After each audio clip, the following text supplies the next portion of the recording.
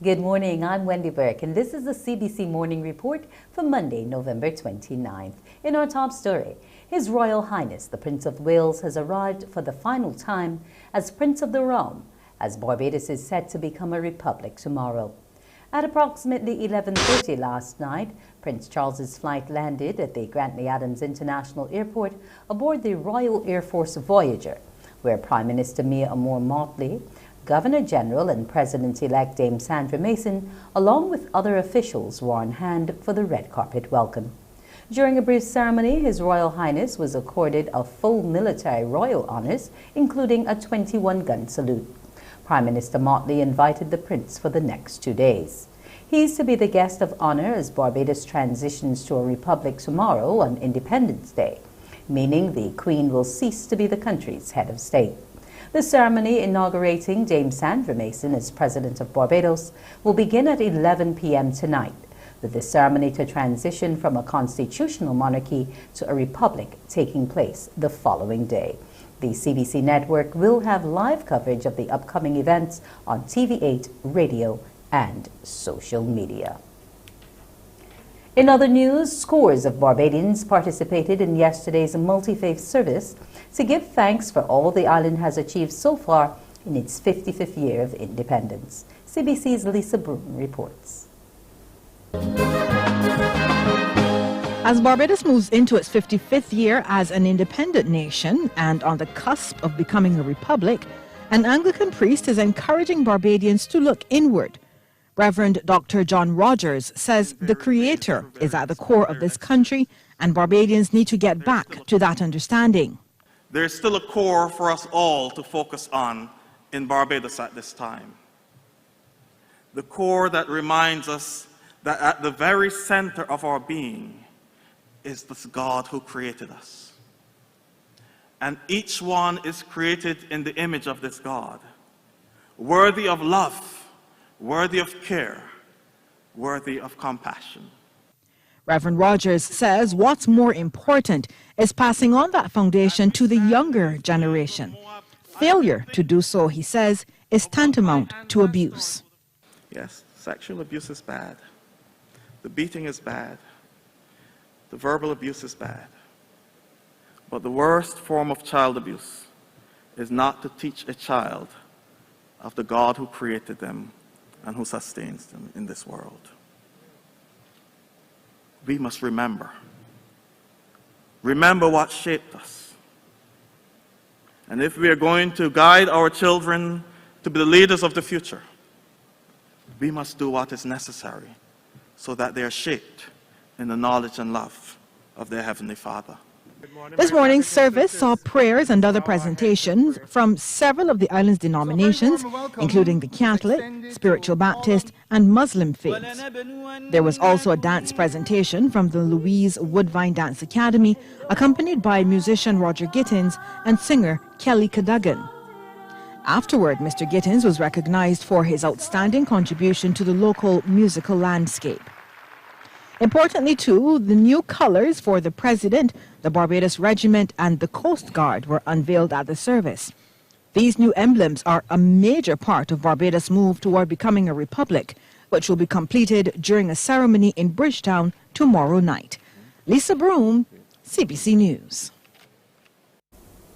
Activities to mark independence and usher Barbados into its republic status continued last evening with the National Blue Economy Flotilla, where Barbados's marine assets were put on full display.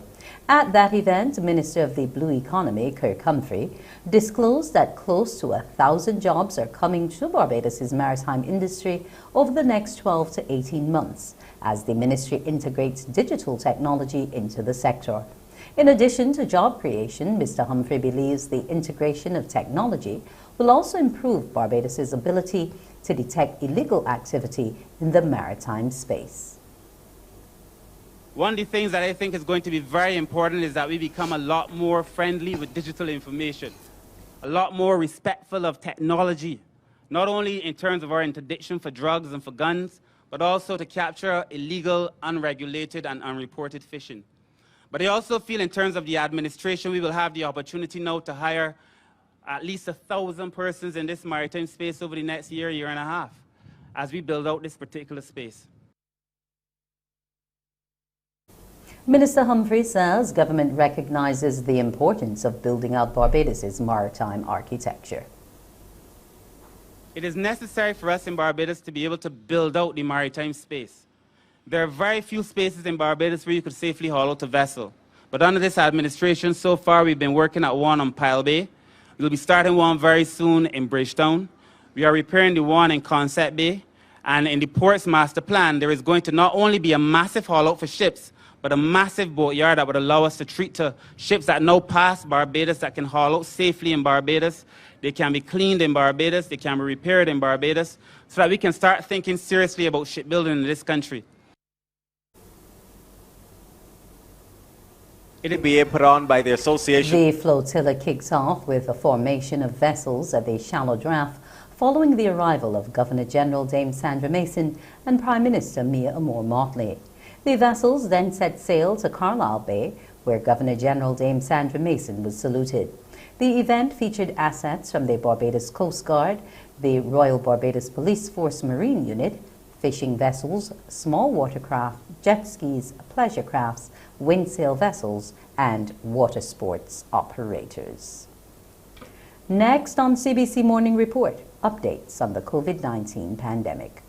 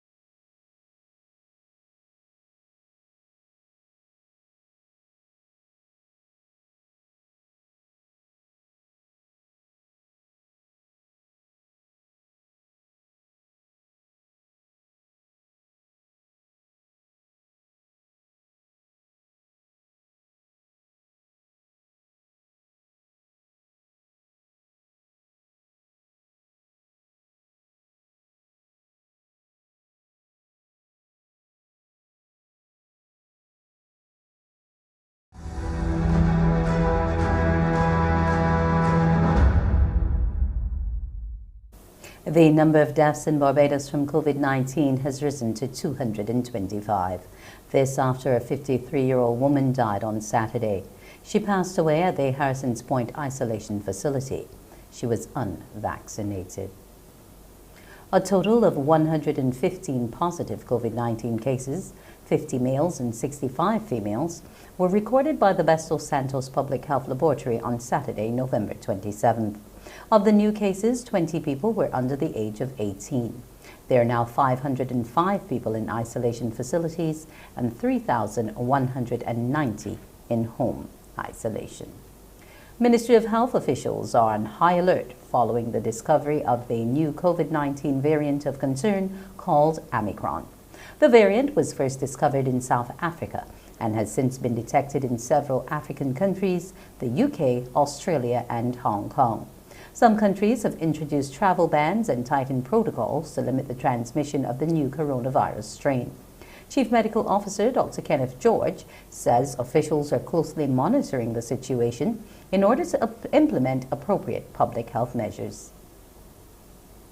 We have met already and we're meeting again today. We are making sure that whatever we do, we are trying to keep our borders safe and the Barbadian public safe. I'm aware that some countries have gone ahead and done total bans, but Barbados is certainly not there yet. We will continue to examine the evidence and put the appropriate preventative measures in place for such an eventuality.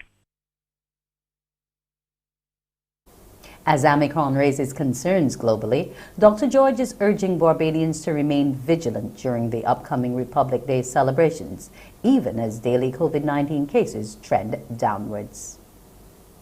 although the daily totals have been trending downward, we have to still be extremely vigilant, particularly as this time is a time of celebration. We are in the Republic celebration and we move swiftly on to Christmas, and therefore we have to be ever vigilant, and the basic issues remain the same: protecting yourselves and your families, the standard directives that we have given out, and again, I encourage persons to get vaccinated. South African President Cyril Ramaphosa has called on countries to urgently reverse what he terms as scientifically unjustified travel restrictions linked to the discovery of a new variant of the coronavirus.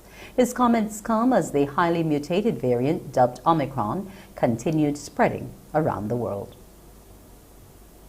These countries that have imposed travel bans on our country and our other Southern African sister countries to immediately and urgently reverse their decisions and lift the bans they have imposed before any further damage is done on our economies and to the livelihoods of our people.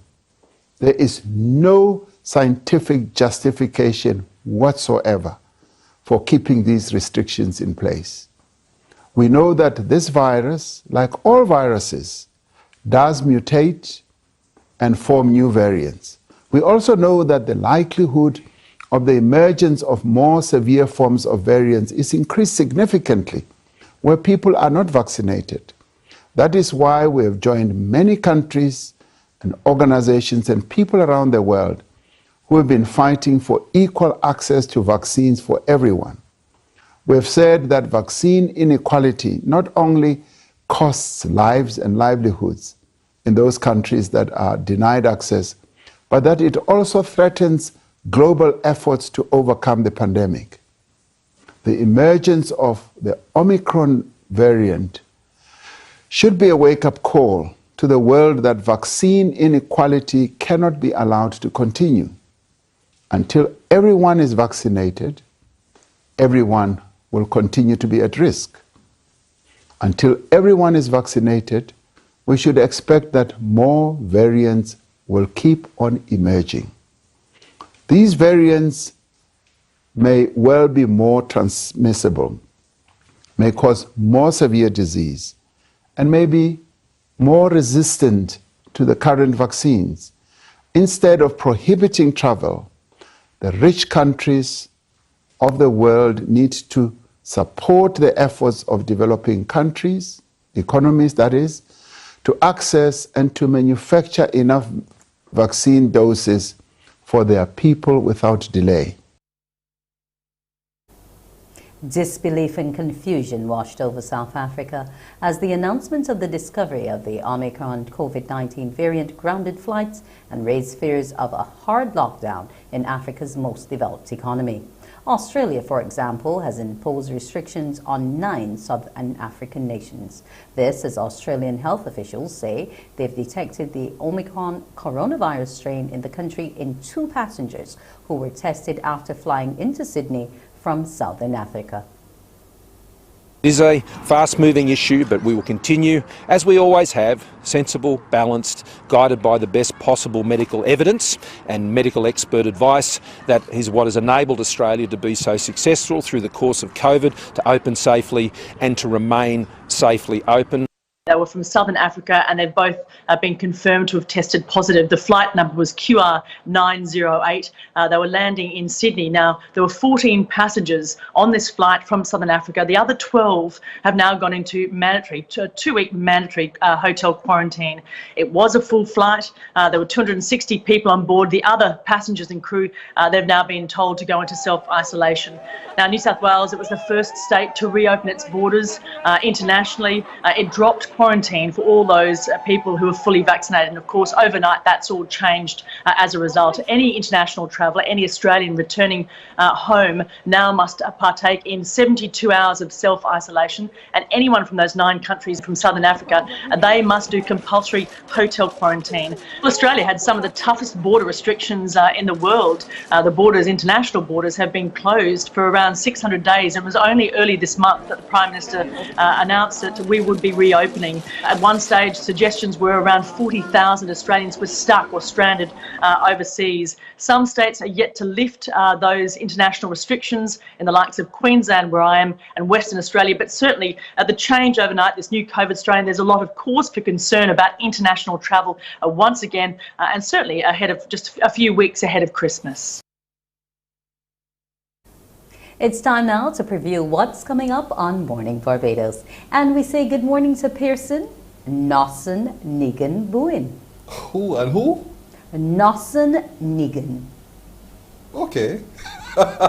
Never heard of it in my life, but nevertheless, I accept it gracefully. And so I say to you this morning, Wendy Naomi Burke, good morning. I give you Naomi because Naomi is my maternal grandmother's name. And if you'd ever met her, you would think she's an awesome woman, as I did, growing up next door, growing up in her kitchen, sitting at her feet and listening to the stories that she regaled us over time. You know, what a powerful woman she truly was. Naomi, good morning to you. Good morning to you. Am I going to get the chance to lash her like you? Like well, I got some lashes, but okay. Nevertheless, okay. You know. So we'll trade that part of it then. Yes, indeed. Okay, then. All right. Coming up this morning when you join me at 6:30, have you ever heard of the name Seasons for Growth? It's a peer group that encourages young people to come share their stories of the changes and how it affects them emotionally and a whole lot more. So we'll share with you details about that. James Paul, the Chief Executive Officer of the Barbados Agricultural Society, will come by as we talk a little bit about livestock production. And you know, 'tis the time of year when prices go up. Will that be the case again this year? We'll share that too. And in our conversations on CARICOM, you know, we're just hours away from Barbados transitioning into becoming a republic, in a parliamentary republic state. And so David Commichon will join us as we continue our delve through as we march towards becoming a republic in just a matter of hours. So join me at 6:30 for Morning Barbados. Back to you, Naomi. Thank you so much, Nosson Nigan. We'll see you within the hour. It's time now for a break, and we'll return with more news.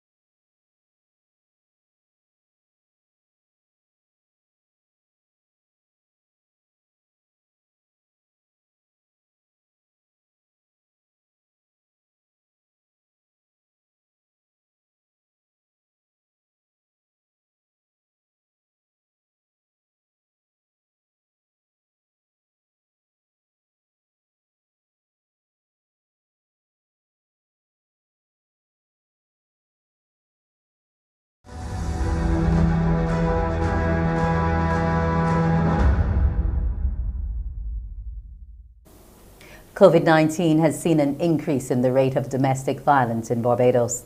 That's the assertion of founder and director of Jabez House, Shamel Rice. Speaking on day 5 of 16 days of activism to end violence against women and girls, Ms. Rice says the pandemic protocol of staying indoors has allowed the number of complaints to rise.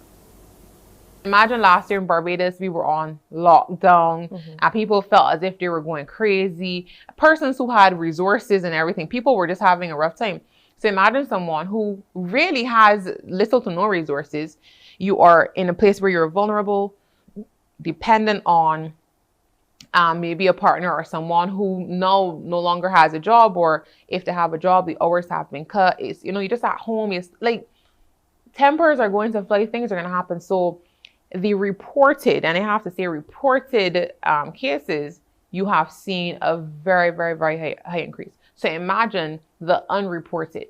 And there are always incidents that go unreported. And I feel as if those unreported incidents are probably even more than those that have been reported. Persons that are afraid to even go to the police or to go and try to get help because they don't know, if I leave here, what's going to happen? If I leave here, and it's really like a terrible thing that we still have to be battling with this issue.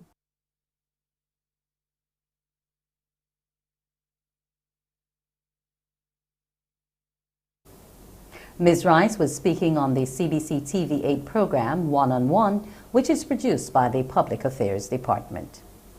Government has suspended the current curfew for one night only, tonight.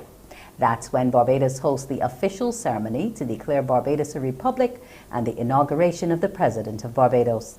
A statement issued by the Government Information Service says, however, all other COVID-19 protocols will remain in effect. It says the existing provisions relating to the curfew hours of midnight to 5 a.m. will resume tomorrow. With the spotlight on the island's heritage, some of the island's roundabouts are now featuring designs depicting elements of Barbados and Barbadiana. The project, sponsored by the National Cultural Foundation, has various costume band designers showcasing various themes. The Norman Niles roundabout is a celebration of labor, showing all types of workers, including nurses, doctors, chefs, and agricultural workers, among others. The Errol Barrow roundabout is a tribute to Barbados' top entertainers, including Rihanna, Rupi, Alison Hines, Edwin, Lil Rick, Richard Stout, Sister Marshall, Jackie Opal, Red Plastic Bag, Gabby, and Griner. The CBC cameras caught up with one band leader and designer, Sonia Price, at the Henry Ford roundabout in Christchurch. She says it took 2 weeks to depict the traditional Barbadian extended family.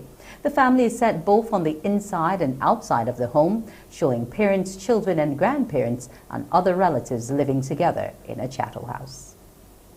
The tropical Bajan family was one where grandparents, parents, children, uncles, aunts, and cousins live in the same household. This is depicted here with the elderly looking through the windows, where the parents and children are on the outside. The chattel house came about because most Bajan families did not own land, but were allowed to live on the land of the plantation where they worked. But if they lost a job or went to work somewhere else, they would have to move the house off the land, so the house was built to be able to be taken apart easily. Prime Minister Mia Motley says fears the worst thing to happen to Barbadians now with the discovery of the new Omicron variant. The Prime Minister was speaking as she received a donation for the nurses at Harrison's Point from Barbadians and other Caribbean nationals living in the diaspora. Ms. Motley says for them to put all the supplies together for the nurses and the patients means a lot, because collective efforts will create success in the battle against COVID-19. Even at this uncertain time, as the world is trying to figure out if there's another variant of concern, I would only say to people, just stay doing what we're doing. You know the protocols, physical distancing, sanitizing, etc. Mask when you can't physical distance, as we are here. And then similarly, vaccinate. We will find out whether there will be other boosters that will come, but that's normal. And if you look at the history of diseases throughout the world, they mutate, and every year the flu vaccine has to change a little bit. So the worst thing that can happen to us now is not COVID. The worst thing that can happen to us now is fear. The gifts were presented by Beverly Arthur, who is among the diaspora nurses volunteering their services. She says she got funds from her colleagues to gather the supplies, which included PPE and sheets and other things together. Head of Isolation Facilities, Dr. Corey Ford, says the gifts are timely and the level of cooperation deeply appreciated. You came up with this, and you got a whole set of people in a very short period of time to do this. Really speaks to the sort of generosity that there is across the globe. It's something that the Prime Minister has always spoken about, and certainly it really speaks to us as a region coming together to fight against any pandemic that is to come in the future. Is one of the things that I really always draw together. So this is exactly one of the key things I think that will help us through the battle for the future. France's Minister for Overseas Territories has held crisis talks on the Caribbean island of Guadeloupe as the government looks to defuse tensions after more than a week of unrest stemming from its handling of the COVID-19 pandemic there. A plan for compulsory vaccination for health workers stoked a sentiment among the majority black population of Guadeloupe and Martinique of being excluded and marginalized from the French mainland, although the same measure had already been introduced on the mainland. Hundreds of health workers rallied on Sunday against plans for compulsory inoculations and a vaccine pass. The French government said it's open to discuss giving Guadeloupe some more autonomy in running its own affairs. Here's Natasha Butler. She's in Pointe-à-Pitre in Guadeloupe. What's coming out of this visit?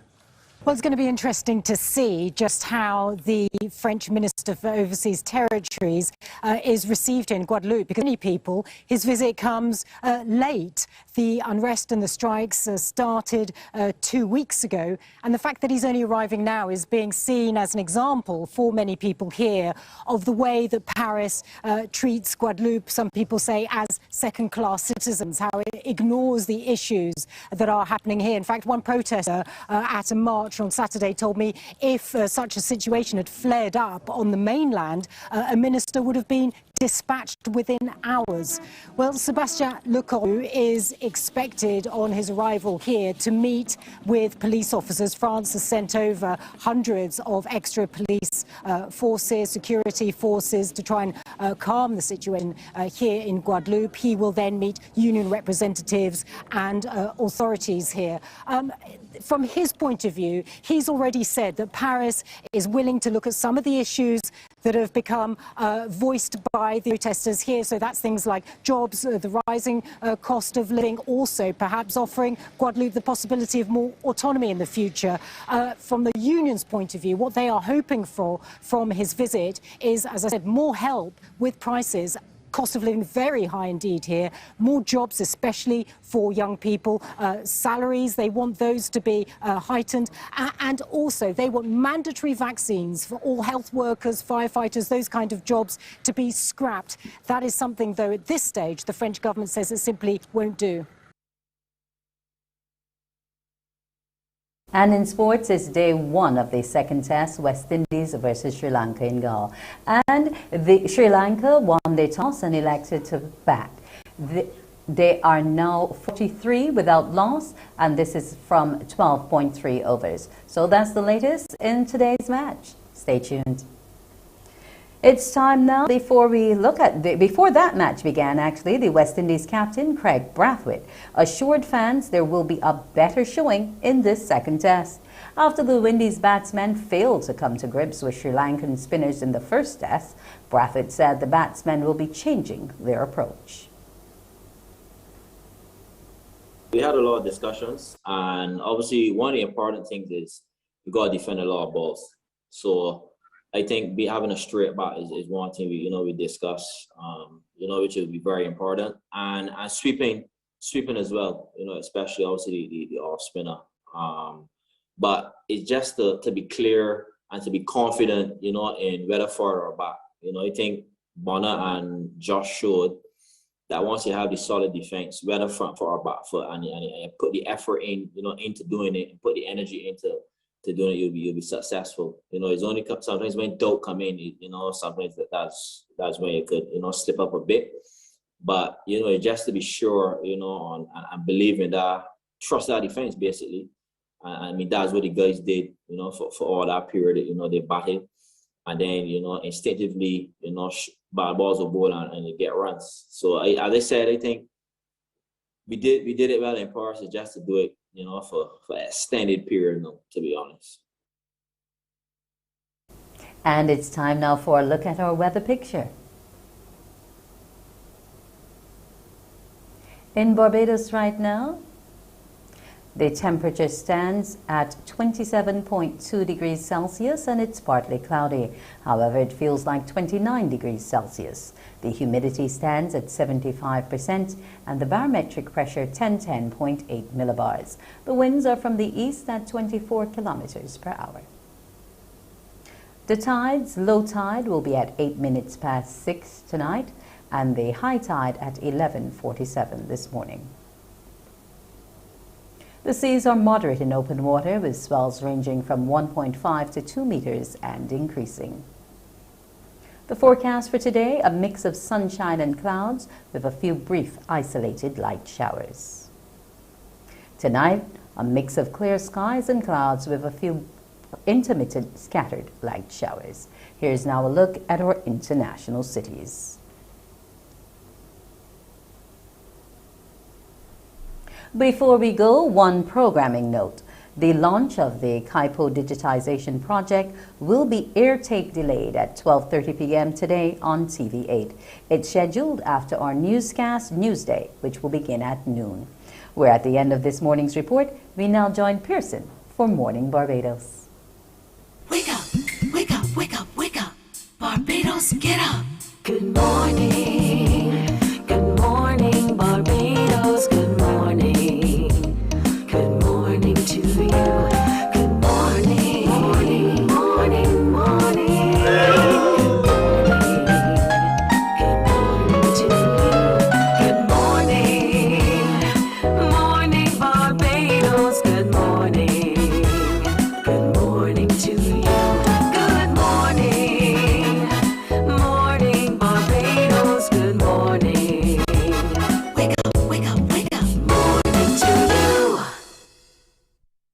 Good morning to you. Good morning, good morning, good morning. It is Monday, November the 29th, 2021. We are hours away from Independence Day. We are literally also hours away from when Barbados transitions into becoming a parliamentary republic. Good morning. I'm Pearson Bowen, welcoming you here in Barbados. Thank you for viewing us. And for those of you across the globe, all eyes are on us. And so we welcome you too on our YouTube channel and on our Facebook page. Morning Barbados is on Facebook, so like us there as well.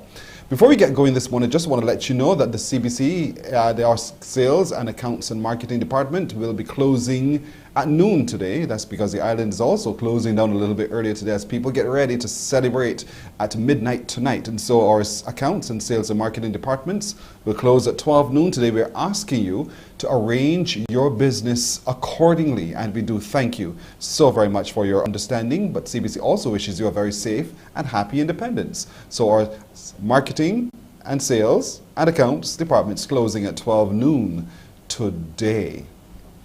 Today also we'll be connecting with the National Cultural Foundation. As you do know, you may have experienced it already as you drive around. You'll see some murals being painted, beautiful images, and certainly we'll be hearing a little bit more about that. Rodney Eiffel and Jefferson Folks will join us as they share with us some of what they've been able to do thus far. There's a man, a Barbadian musician, who has rubbed shoulders with many musicians across the world. He has stories to tell, and so we'll get his backstage pass. John Rowett has written a book, and so his stories will be told in Backstage Pass. He'll tell some of them to us this morning as well. And we'll meet the parish ambassadors from the parish of St. George this morning here on Morning Barbados. So thank you for joining. Let's get started though. Let's look at the livestock industry. We're joined now by the Chief Executive Officer of the Barbados Agricultural Society, James Paul. James, good morning to you. Good morning. How are you? I'm very well, thank you for asking. How do you do? Good, very good, very good. All right. Happy independence. Likewise to you. Thank you so much. Now listen, we are at that time of year where the fingers are crossed that there's no increase in livestock products. But we know that feed prices have gone up as well. So what can you say about how that increase in feed prices would affect the livestock industry? It would have, at this stage, it would have some impact. One of the things is that what we have been trying to do in the industry is to try to control the extent of any increase that we have to make. But the thing is really that I think it's a 3.5% increase. And to that extent,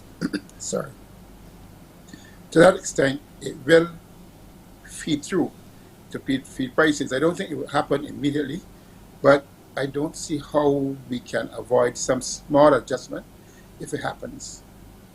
So what should we expect as consumers? A potential before Christmas to see an increase in livestock prices? Meat prices? I don't think that the impact will be immediate before Christmas. In some cases it will, because for instance, as you know, it takes 5 to 6 weeks raise a bird. Okay. So the impact might not be all of that immediate. But as we proceed into next year, I think that, if prices don't at least somehow come back down in terms of corn and soya, we will feel the full impact. When we talk livestock, we're talking chickens, pigs, sheep, cows, the whole range of livestock on the island. So where are we now? Where is the livestock industry now? Is it in a healthy state? And can we expect, therefore, there to be no shortages? Well, I can tell you there will be no shortages, thankfully. For instance, even in terms of eggs, we were able to keep up our production of eggs during the year. Poultry, we were able to keep up that production. So what the industry has tried to do is to ensure that it does not fall down. Also, in terms of pork, what we're seeing is that, yes, farmers now are beginning to put back pigs in the pens because, last year with COVID and everything else like that, but we still have COVID. But I think really what we were trying to do is to make adjustments, trying to judge consumer demand rates. But I can safely say that farmers, though, are there to supply the Barbadian public with their usual fare. So I do not anticipate around Christmas time that you should have any shortages at all of the major commodities that consumers normally buy. The last time we were together, you were talking about worming the animals and asking farmers to come forward and make sure that those are done. How did that project, that call, how did farmers respond to that? The thing is really, I don't think that the uptake has been satisfactory. I think that really we want more farmers to do it. One of the things that a lot of us don't appreciate is this, that when it comes to the health of an animal, you have to take it seriously. You have to, at the same time, make sure that if you're going to raise an animal, that the health of the animal is extremely important because that determines the ability of the animal to actually convert feed. Sometimes we go and blame something the feed or something else. It has to do with what are we doing to ensure that that animal is healthy. It's like a human being. If we are not healthy, we cannot utilize these things around us. And the same thing applies to the animal. And that is why we look at the whole question of the worming and trying to encourage farmers to actually engage in best practices. Obviously, border controls is also a part of it because, they coming in of any vectors at all that would affect the livelihood of animals as well as also can be also of a concern. Is there anything that is affecting the livestock industry at the moment that we don't know about, and what are some of the things we need to be cautious about? Well, thankfully, we don't have anything because, originally this year, we had African swine fever. And of course, that was in the Dominican Republic. And it seems as if that has been contained, thank God. And I think that we have to ensure, though, at our borders that we maintain strong border controls. And, especially at this time, as we go into the Christmas season, I know there are persons who will be tempted to bring meat from outside. But there's nothing wrong in terms of checking with our veterinary authorities to try to ensure that the places from which you are actually sourcing that meat are legitimate sources. In other words, you don't want to bring any meat from a destination where there is a problem. It will just not work, and you're actually compromising the health of our animal population at the same time. So we want to encourage persons who might be bringing in meat or anything like that, do not bring in meat from places before checking with our veterinary authorities at the point so that you can have a license to bring in. And also to avoid the smuggling because that in itself will not work out well for us.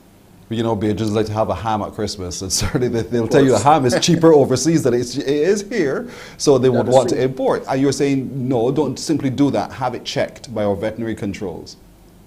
Yes, they will guide you and they will help you. And talking about this perception of how cheap things are overseas, we are seeing things in the overseas markets where even now in the United States and the UK, in certain countries, they are expressing concern over the rise in prices, inflation in itself. And that in itself is bringing some type of equilibrium because, look, truthfully, we have to admit that consumers in the United States and England and Europe benefit from those subsidies that the governments give to those farmers. We don't down here. So in many cases, when you go and access a quote-unquote cheap commodity up there, it is based on the fact that that government there is subsidizing the cost of it. We don't do it down here. And I think really that I want consumers to be fair. to our farmers down here and recognize that they are doing as much as possible to ensure that the prices that they are charging for commodities are reasonable. And of course, you know, the famous thing that is talking about, you know, checking out the eye and stuff like that, we will not do that. Let's look at the future of the industry, though, the livestock industry, in terms of as it relates to genetics. And we hear a lot of genetic breeding, that kind of thing.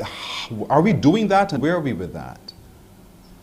Yes. As a matter of fact, you know, we have within the Barbados Association of Pig Farmers now a program which we are starting in terms of trying to bring in semen, improve semen to help to improve the hybrid vigor of the herd. Because, you know, after a while, you only have so much gene pool which needs to be widened. And if you do not widen that gene pool through careful management, you will find that, for instance, the performance of the animals will start to go down, it will start to decline.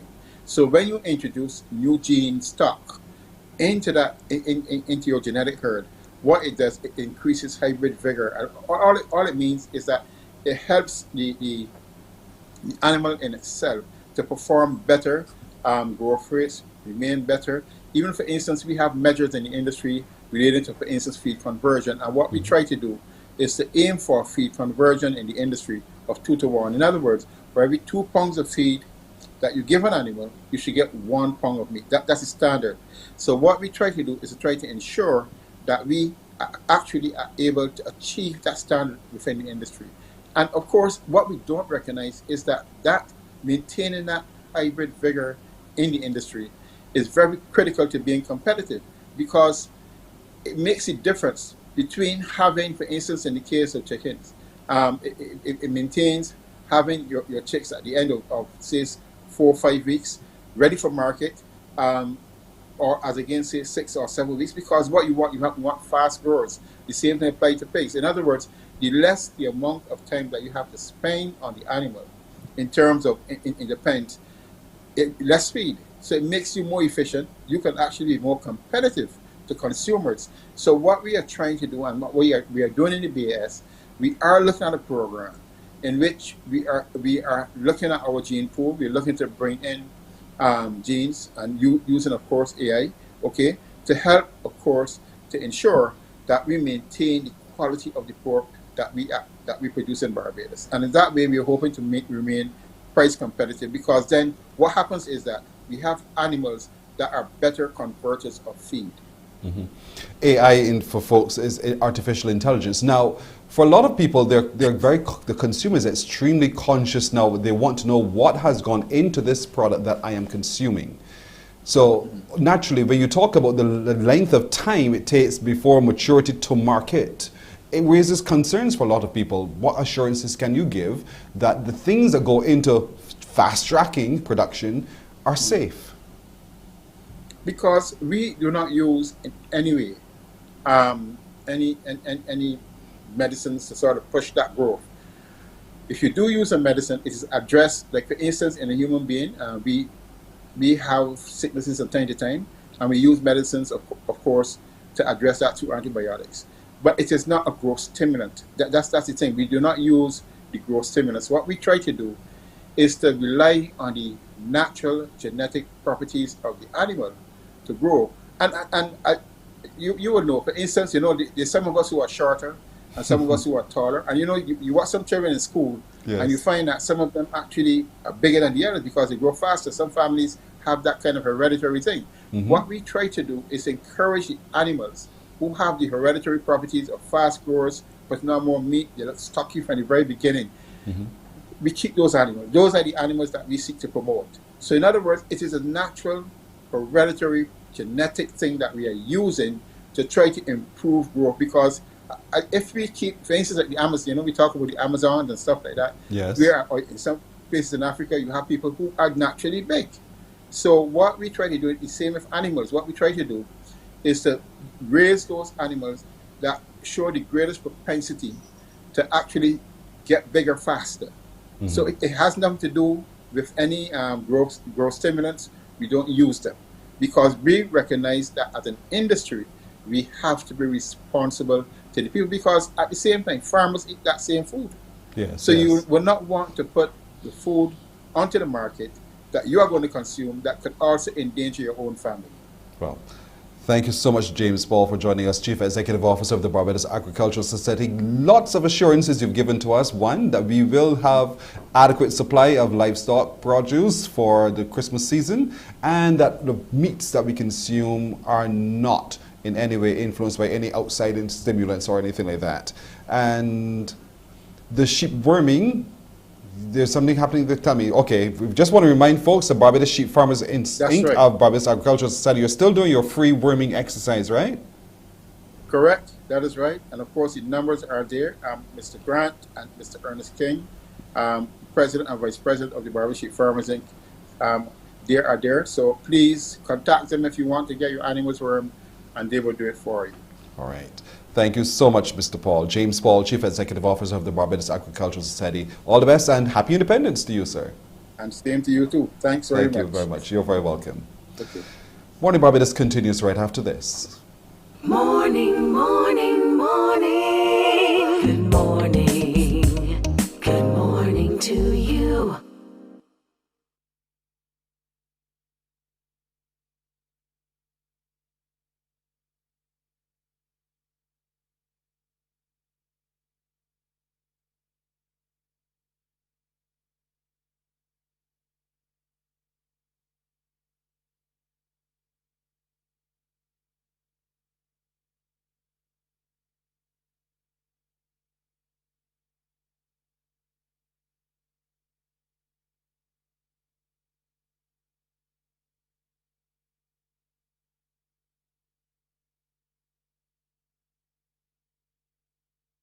Morning, morning, morning. Good morning.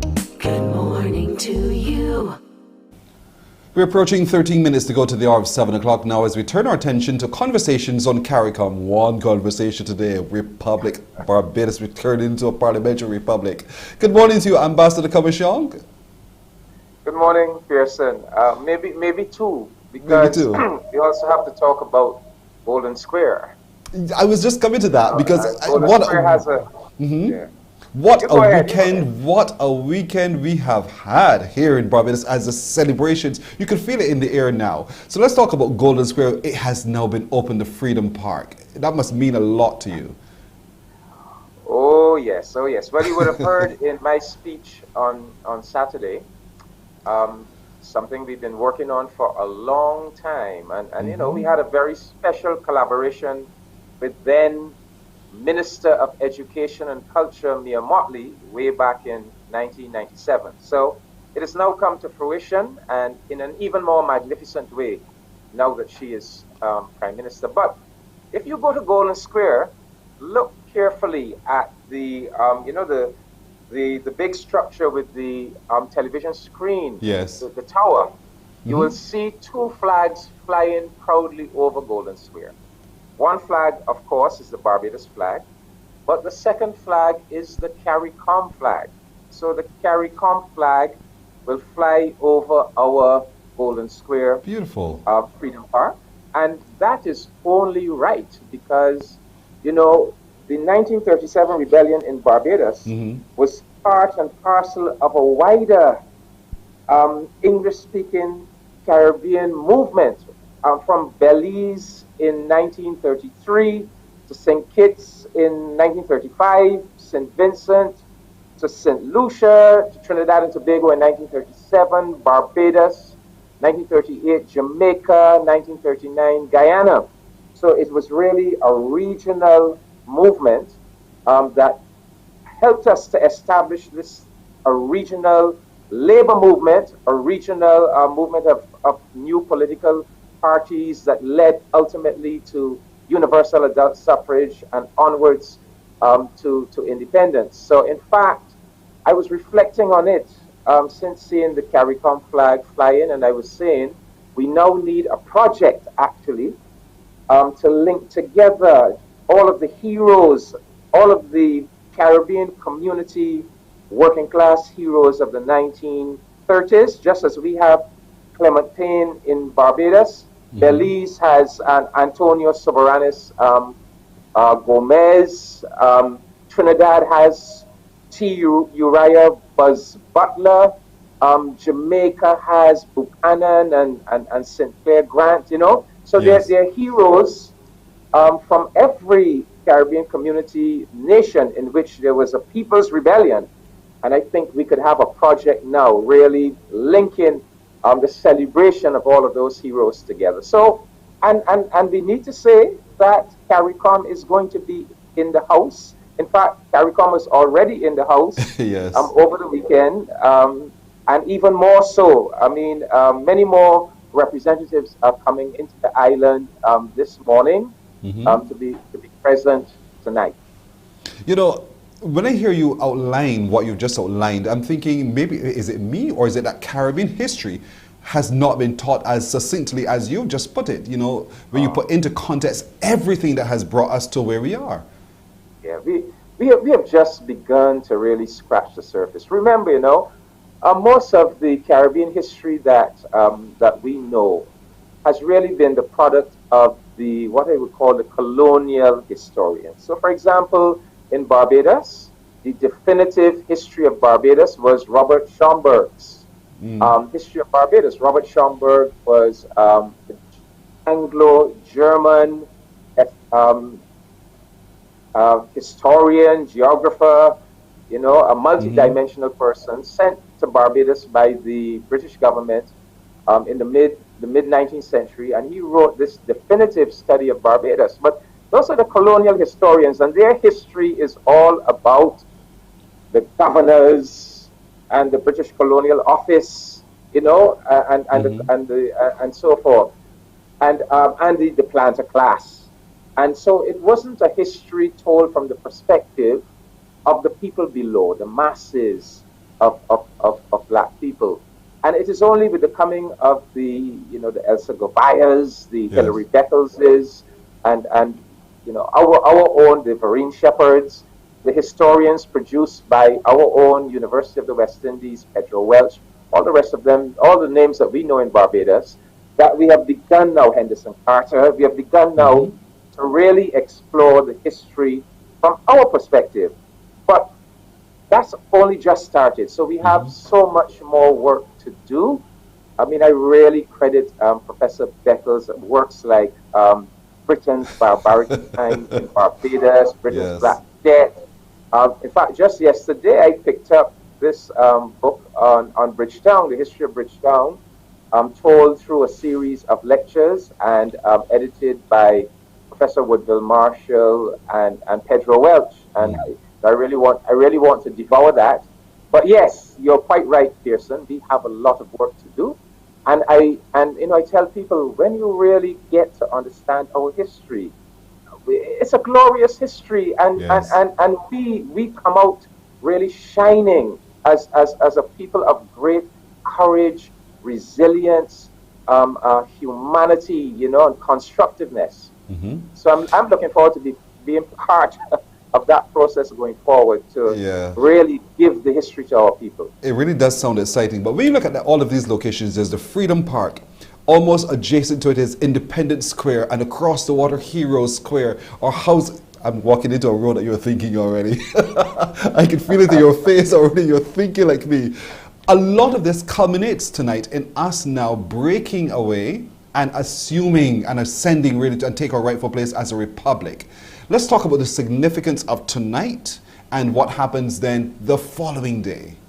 Okay, yes, extremely significant. And I want to assure Barbadians that what is happening tonight is in no way detracting from independence and Right Excellent Errol Walton Barrow. In fact, properly understood, we are actually completing Mr. Barrow's mission. We are making his achievement even more solid, because the reality is, back in 1966, for whatever reason, whether he was really under a lot of pressure, or whether he was following the model towards independence that had been set back in 1962 by Jamaica and Trinidad and Tobago, whether, you know, he had it forced upon him. But the reality is, we made two substantial compromises on our sovereignty back in 1966. The first one, we compromised our sovereignty by saying that although we were becoming independent, we were going to permit the British Privy Council to remain our highest national court. That's a serious compromise on sovereignty. Sovereignty is the power to do everything necessary to govern yourself. Well, the judicial function is a big part of governing yourself. And secondly, second compromise, we said we were going to allow the head of state of our former colonial master to remain our head of state. Now, what is a head of state? A head of state is the public representative that is deemed to embody the unity and legitimacy of the nation. So when you allow, a foreign person born thousands of miles away, her primary allegiance is to Britain, not to Barbados, and that's a personality that, as good a person as she might be, she really cannot embody the struggle of the black people of Barbados against slavery, to lift themselves up, to demand their humanity and the aspirations they have for themselves, for the future. With all due respect, she just cannot really play that role. So we corrected the judicial compromise in 2005 when we moved away from the council, made our own Caribbean Court of Appeal our highest court, and now we are correcting that second compromise. So we are consolidating Mr. Barrow's historic accomplishment in that we are now, in terms of our constitutional sovereignty and independence, we are consolidating it and making it whole. So and now we will join our Caribbean brothers and sisters, Trinidad and Tobago, Guyana, little Dominica, who really, hats off to little Dominica. They became independent in 1978 and immediately became a republic. They didn't go the route, monarchy first and then move to republic one time. And of course, Suriname and Haiti, which are of a different colonial tradition. So very, very important. And everybody is saying that this Barbados' example is going to be a motivator to the 8 remaining Caribbean community countries that still have the Queen as the head of state. And everybody is saying, look, this is the right movement. You look at the Commonwealth, 53 former colonies in the Commonwealth, 39 now would have made that journey away from the Queen to establish their own indigenous head of state. It's really only the Caribbean that is lagging behind. And hopefully Barbados, I keep telling people in other Caribbean countries, we used to be Little England. We were England's mother colony in the Caribbean. So if Little England can do it, you can do it too. No, it takes a lot of us by surprise to think that there's so many journalists from across the globe who are here to cover this. And you ask the question, well, why? It's just Little Barbados, it's just one process. But it is significant in itself that they think it important enough to come to cover this. Why do you think it is? Yesterday, I was interviewed by the Canadian Broadcasting Corporation. I know Henderson Carter told me he was interviewed by journalists from Japan. Yeah, it's all over the world. People are paying attention to Barbados, and I think it's several things that have really come together. This has caught the imagination of many countries around the world, especially the remaining Commonwealth countries, what we call the White Commonwealth: Australia, New Zealand, Canada. They are paying attention. In fact, the Canadians asked me, what message does this send to Canada, who is still, holding on? Yes. But also the image of Prime Minister Mia Amor Motley on the international stage.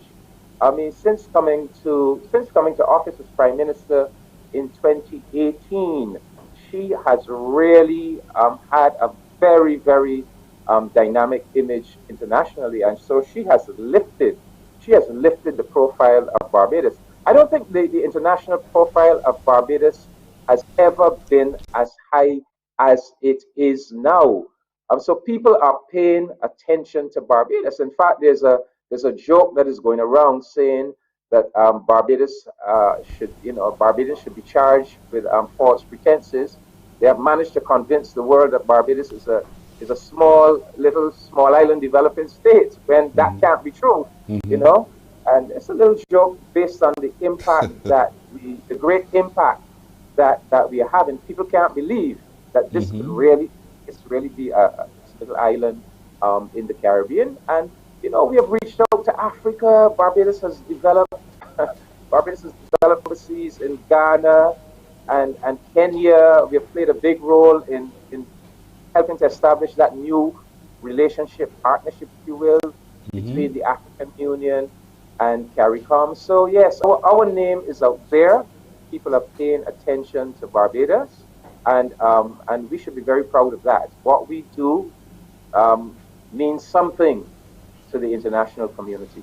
This is one instance we could actually say as of midnight tonight and really mean it to mean something significant for the island as well. Ambassador Commission, thank you so much for joining us as well. We're going to celebrate tonight. I know you're going to be exhausted tomorrow, but there's a lot still. I'm taking in every single. I was at the church service. Yes. I went to see the flotilla yesterday. I'll be there tonight. I'll be back in Golden Square tomorrow morning for the National Awards ceremony. And then sleep. Ambassador, thank you so much for joining us as well. And happy Independence to you too, sir. Yes. Thank you. Same to you, Pearson. Happy Independence, happy Republic. Thank you very much. There we go. Ambassador David Commission, Barbados Ambassador to CARICOM, as we continue our conversations on CARICOM. It's a minute after 7. We're taking a break here. When we come back, Wendy has the news. Morning, morning, morning. Good morning. Good morning to you.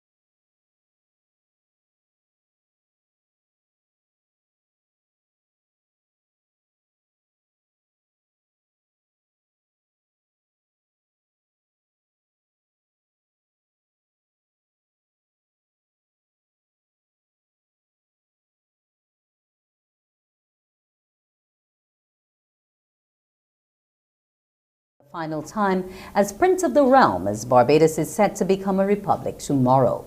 At approximately 11:30 last night, Prince Charles's flight landed at the Grantley Adams International Airport aboard Royal Air Force Voyager, where Prime Minister Mia Motley, Governor General and President-elect Dame Sandra Mason, along with other officials, were on hand for the red carpet welcome. During a brief ceremony, His Royal Highness was accorded full military royal honors, including a 21-gun salute. Prime Minister Motley invited the Prince for the next 2 days. He is to be the guest of honor as Barbados transitions to a republic tomorrow on Independence Day, meaning the Queen will cease to be the country's head of state. The ceremony inaugurating Dame Sandra Mason as President of Barbados will begin at 11 p.m. tonight, with the ceremony to transition from a constitutional monarchy to a republic taking place the following day. The CBC network will have live coverage of the upcoming events on TV8, radio, and social media. A new national anti-littering campaign from Don't Waste Barbados is looking to get all Barbadians on board to eliminate littering. Anthony De Silva, founder of the group, told Morning Report about their plans. It is a national campaign, and it is going to be a long-term campaign. So we've already launched on social media. We've established a website. We've already put some ads in the newspapers. You can see there's some branding on the beach already. We have a whole program of initiatives and activities for Don't Waste Barbados, because it is going to be a long-term strategy to change behavior, in everyone here to keep Barbados clean. Activities to mark independence and usher Barbados into its republic status continued last evening with the National Blue Economy Flotilla, where Barbados's marine assets were put on full display. At that event, Minister of the Blue Economy, Kirk Humphrey, disclosed that close to 1,000 jobs are coming to Barbados's maritime industry over the next 12 to 18 months, as the ministry integrates digital technology into the sector. In addition to job creation, Mr. Humphrey believes the integration of technology will also improve Barbados's ability to detect illegal activity in the maritime space. One of the things that I think is going to be very important is that we become a lot more friendly with digital information, a lot more respectful of technology, not only in terms of our interdiction for drugs and for guns, but also to capture illegal, unregulated, and unreported fishing. But I also feel in terms of the administration, we will have the opportunity now to hire at least 1,000 persons in this maritime space over the next year, year and a half, as we build out this particular space. The number of deaths in Barbados from COVID-19 has risen to 225. This after a 53-year-old woman died on Saturday. She passed away at the Harrison's Point Isolation Facility. She was unvaccinated. Ministry of Health officials are on high alert following the discovery of a new COVID-19 variant of concern called Omicron. The variant was first discovered in South Africa and has since been detected in several African countries, the UK, Australia, and Hong Kong. Some countries have introduced travel bans and tightened protocols to limit the transmission of the new coronavirus strain. Chief Medical Officer Dr. Kenneth George says officials are closely monitoring the situation in order to implement appropriate public health measures. We have met already and we're meeting again today. We are making sure that whatever we do, we are trying to keep our borders safe and the Barbadian public safe. I'm aware that some countries have gone ahead and done total bans, but Barbados is certainly not there yet. We will continue to examine the evidence and put the appropriate preventative measures in place for such an eventuality. Government has suspended the current curfew for one night only, tonight. That's when Barbados hosts the official ceremony to declare Barbados a republic and the inauguration of the President of Barbados. A statement issued by the Government Information Service says, however, all other COVID-19 protocols will remain in effect. It says the existing provisions relating to the curfew hours of midnight to 5 a.m. will resume tomorrow. Well, that's a wrap for news. We'll take a break, and when we come back, you'll hear Pearson and Morning Barbados.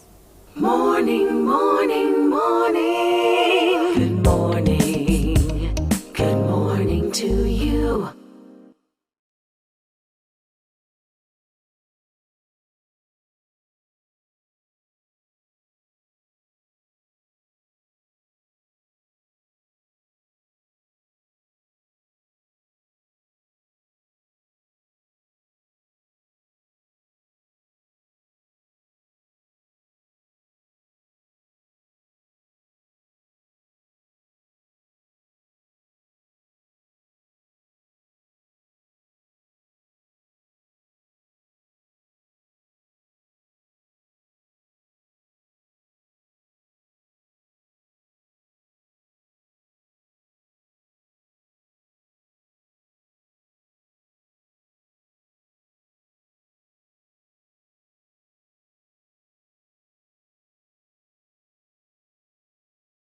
Morning, morning, morning. Good morning. Good morning to you. It's 9 minutes after the hour now. Just to remind you that the Caribbean Broadcasting Corporation is informing valued clients, customers, advertisers, all of you, that our accounts, sales and marketing departments will close at 12 noon today, and we are asking you to kindly arrange your business accordingly. Thank you so much for your understanding. We do wish all of you a very safe and happy independence. So our accounts, sales and marketing departments will close at 12 noon today. Kindly arrange your business accordingly. We're happy to work for you. So thank you so much for understanding. All right, It's time now for today's, look at there on your screen, Crumbs question of the day. That means you give me a call, 228-5562 or 228-5563. And when I tell you it's Simple Simon, it is Simple Simon. 228-5562 or 228-5563. What's today's question? Here comes today's Crumbs question of the day. It is, where in Barbados can you find the only working sugarcane mill? Where in Barbados can you find the only working sugarcane mill? 228-5562. 228-5563, the only numbers to call to talk to me and let me know. And you can win today with Crumbs on today, November the 29th, the day before the 30th. As you know, as of midnight tonight, we turn into becoming a parliamentary republic. We're looking forward to that here. Good morning. Hello. Yeah, good morning. How are you, Pearson? I am doing great. How are you doing? Not bad. How's your family and everybody? Everybody's doing well. Thank you for asking. How's your family and everybody? Well, I still recovering from the yeah, the thing.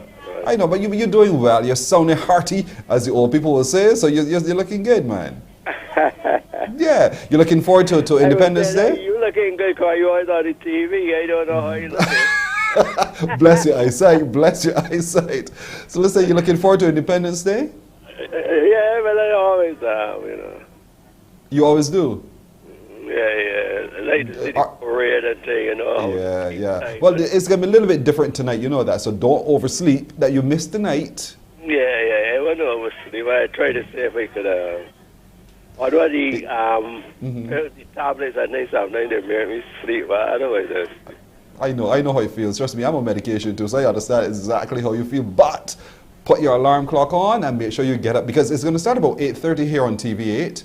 There's going to be a huge cultural explosion, and then we go over to Hero Square for a big set of stuff. The people, my pastor would say, I have the poor people channel. Now listen, you have TV8, you have the best channel. That's all right. You have a good choice on TV8. So, my friend, what's the answer for me today? What was the thing? I didn't hear it. What the question is, where in Barbados can you find the only working sugarcane mill? It would be Morgan Lewis. Don't ask me questions. Make it something about time, you know? I tell you, where? Morgan Lewis.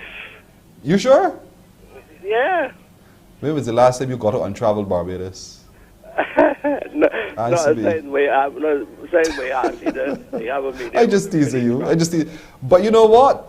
You are right. You are absolutely right, my friend. All right. You have finally won. Right. Oh my goodness! Congratulations, my brother. On the right side all the time. All the time. Yeah. Well, you stay on the phone. We're going to take some more information from you, okay? Keep the good work of happy independent. Thank you, my brother. You too as well. Thank you so very much. He's won. He's absolutely right. It is indeed at Morgan Lewis there in St. Andrew, the only working sugarcane mill on the island. 13 after the hour, time for a break. We're coming back with more on Morning Barbados. Morning, morning, morning. Good morning. Good morning to you.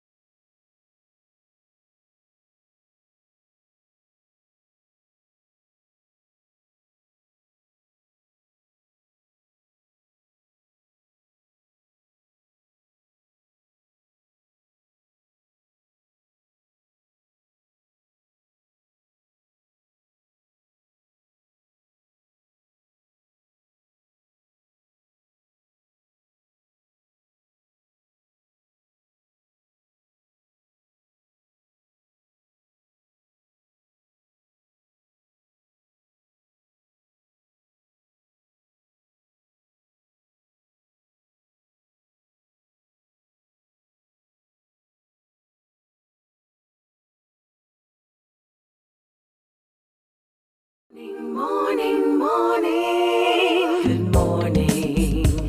Good morning to you.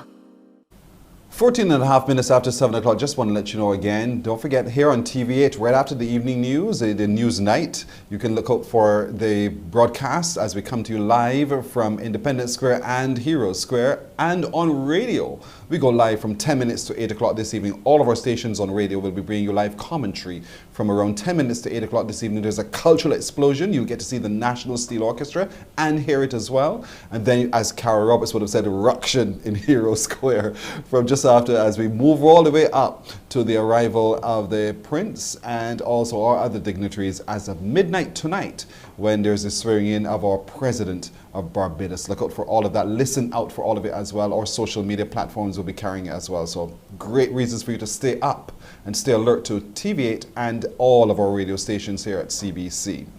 Let's turn our attention now to Seasons for Growth. Yes, I know. You're asking, what is that? Debbie Francis has all the answers. Debbie, good morning to you.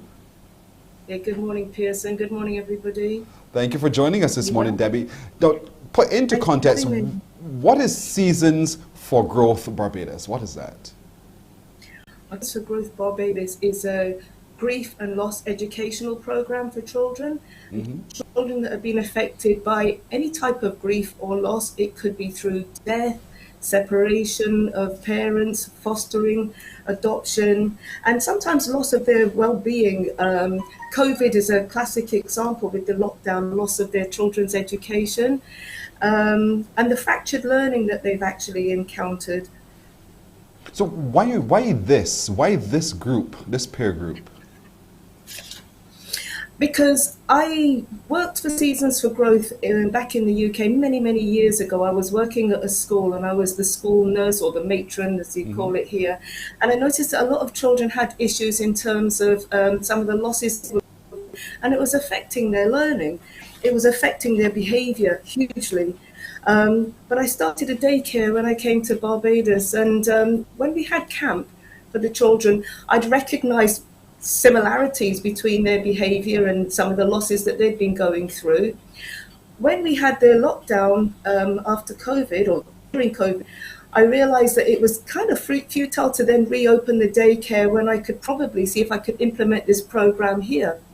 It's important because if we want to put your country or your island or wherever you're from or your family back on track, you've got to work with the children and try and get them on track, because they're going to have to hold the baton. It's all good and well saying that, we're going to do this for the adults, but the children are going to come up and they're going to need to have some sort of support or assistance if they're affected by grief or loss.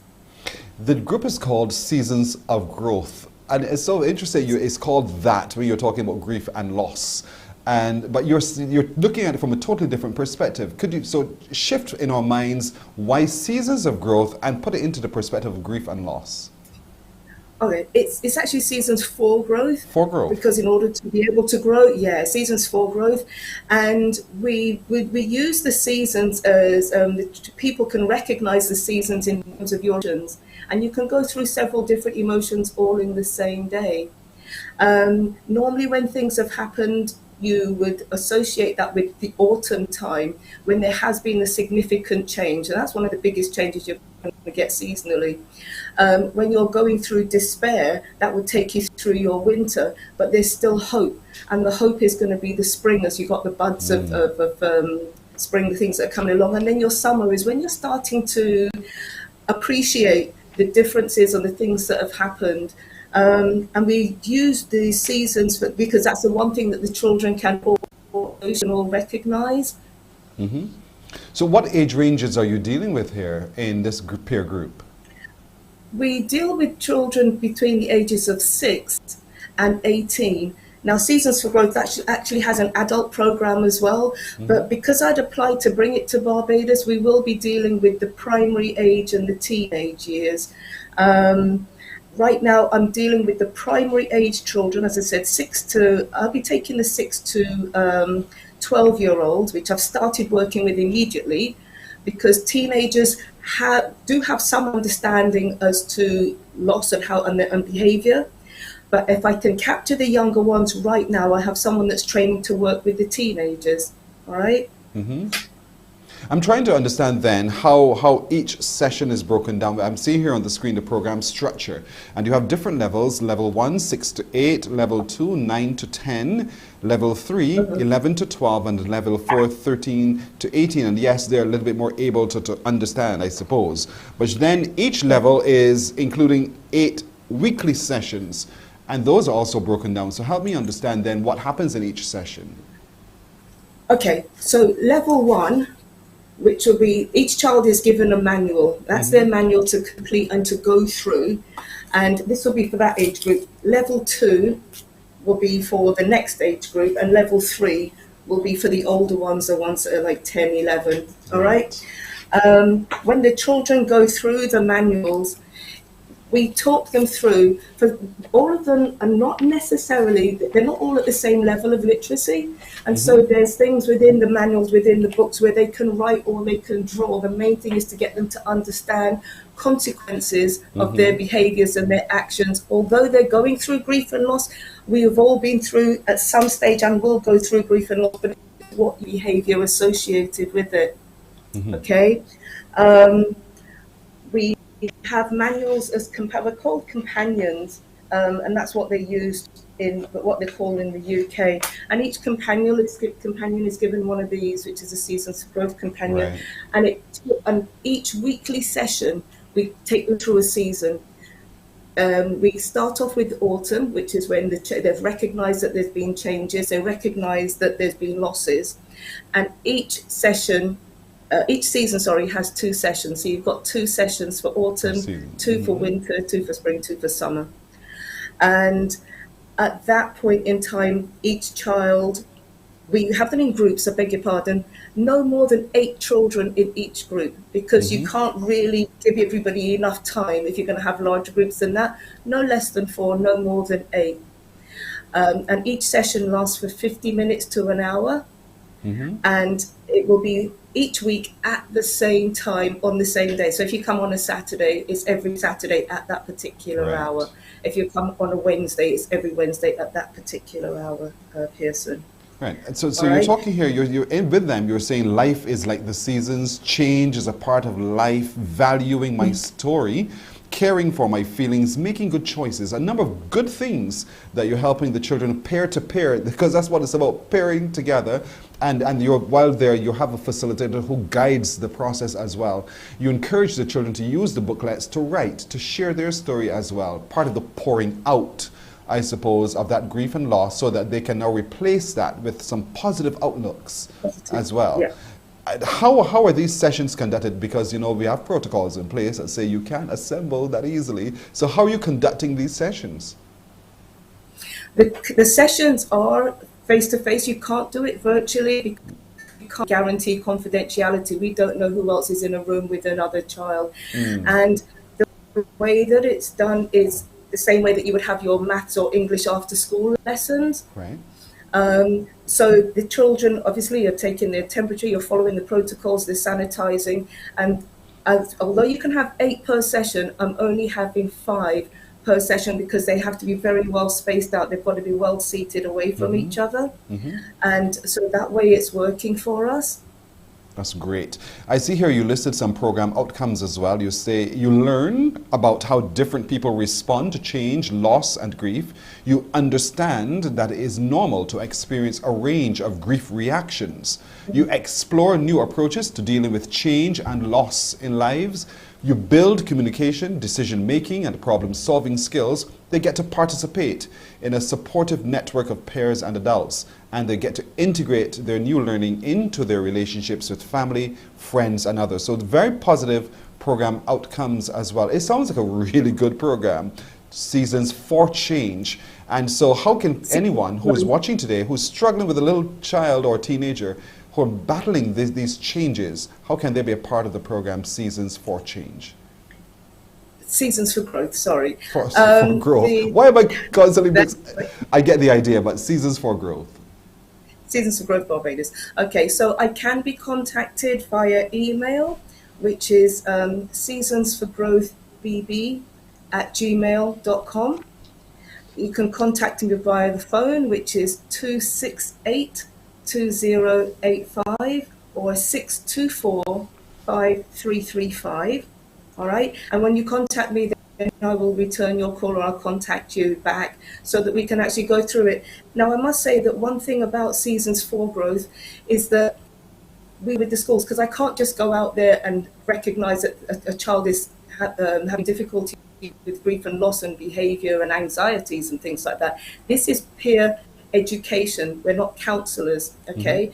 And so children are referred to us, whether they're referred via the school, whether they're referred by another organization, or directly via a parent. And we must work closely with the parents in that organization, because sometimes, as we've had in the past, Seasons for Growth is a stepping stone whereby I might realize, well, I'm not sure that we can actually work with this child. They need additional help, and they will then be referred back to go on to have some sort of therapy. It may be that they've been seeing a therapist and they've decided, well, you know, they've actually reached a certain stage, and this is a platform where it's a step down from therapy, and then they're competent enough or comfortable enough to be working by themselves again.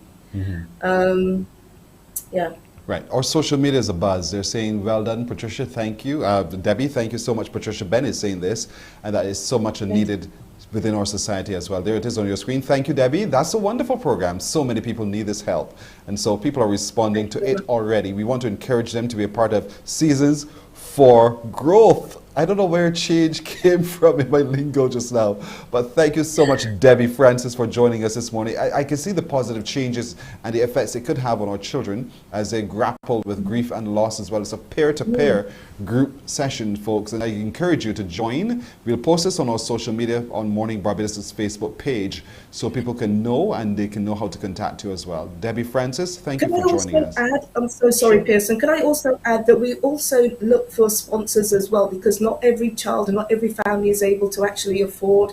We don't want to deny children simply due to cost, and so we have had some people who have sponsored us as well. And if I could just say thank you so much to the Sandy Lane who are actually one of the sponsors. So that will help us to include all children as best we can. Financially, there is something there so they can still get the help that they're going to need, because it can't always be about cost. We can't keep associating cost with everything and denying the children. Here's an advocate in that for There's sponsors out there. Thank you very much. Indeed. Thank you too as well. Debbie Francis from Seasons for Growth. Thank you for joining us. 27 minutes. You're welcome. 27 minutes after the hour. We're coming back with more after this. Morning, morning, morning. Good morning. Good morning to you.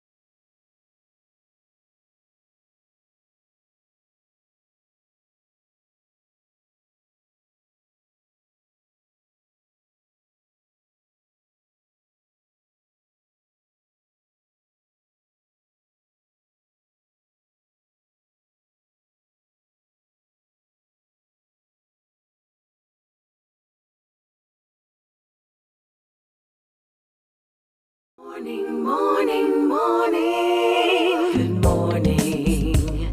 Good morning to you.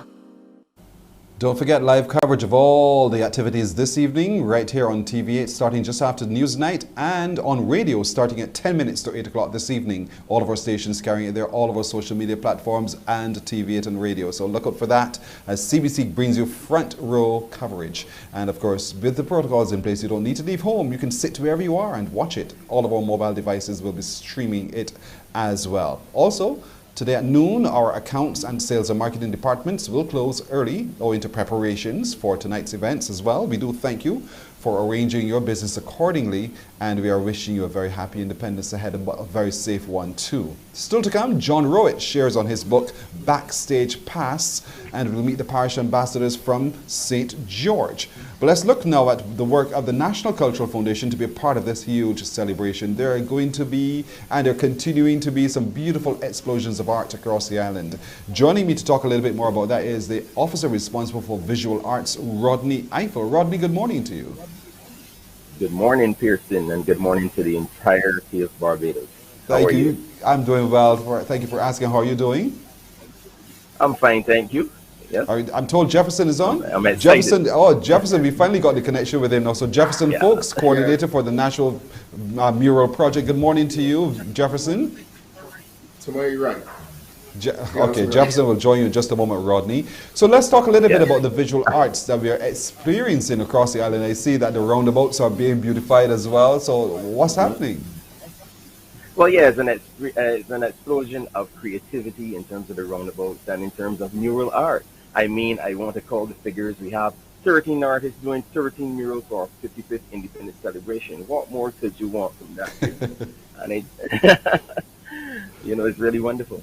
And this is what the National Cultural Foundation is intended from the very beginning, to take art into the community. I know how you feel about that, Rodney, that every community feels and experiences art, and everyone sees themselves in the display as well. Yes, that's the entire idea. Actually, I wanted to not only thank God and everyone in Jefferson and all the artists who chipped in, and all our staff at the National Cultural Foundation for working so fervently behind the scenes, and the artists themselves, but I also wanted to just present to you that there's a public authority that looks at mural art, and they're known as the Amherst Public Commission. And they research the value of public art and its relevance to spaces and the role they play in the development of society. And I just wanted to briefly quote them, and for them, it is, now a well-accepted principle of urban design that public art contributes to a community's identity, it fosters community pride and a sense of the belonging, and enhances the quality of life for its residents and visitors.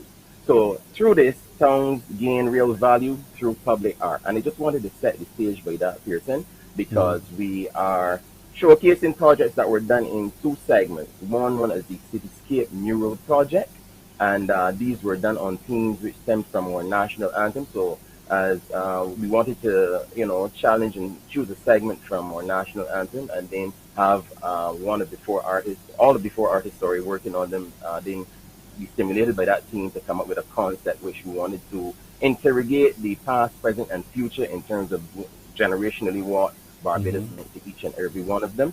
And then that naturally flowed into the birth of the Parish Mural Project, which we now have some 13 creative artists and beautiful murals, some in the stage of being finished and some finishing up very soon, ongoing as we speak. So, for example, we had Mr. Kevin Hall at Oystins looking at the theme in Plenty and in Time of Need. We had Shane Eastman in Bridgetown looking at Strict Guardians of Our Heritage. And we had Sherry Nichols there looking at Upward and Onward We Shall Go, inspired, exalted, free at the Trent area. And then we had We Loyal Sons and Daughters, all done by Carolina Trotman at Whitestown on the Mahaika Park Studio for your viewing pleasure. Literally for your viewing pleasure indeed. But there's another aspect to this. This is where you come in now, Jefferson. Jefferson, talk to me a little bit now about coordinating this mural project and what it means to you to see this become a living reality. Yeah, first of all, I want to say thanks to the National Cultural Foundation for having the confidence in me to pull this off and accomplish this. It wasn't an easy undertaking. As a matter of fact, some would say it was very daunting considering the time.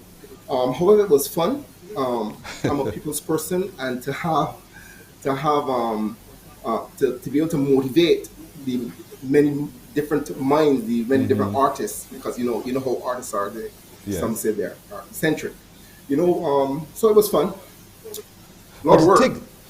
I can well imagine, it's well and good for me to take a piece of paper, this 11 by 14, I wanted to describe it as 11 by 8.5, and I can see what I can draw there. But when I see a wall, I'm wondering, how do I scale it up so that I make effective use of that space?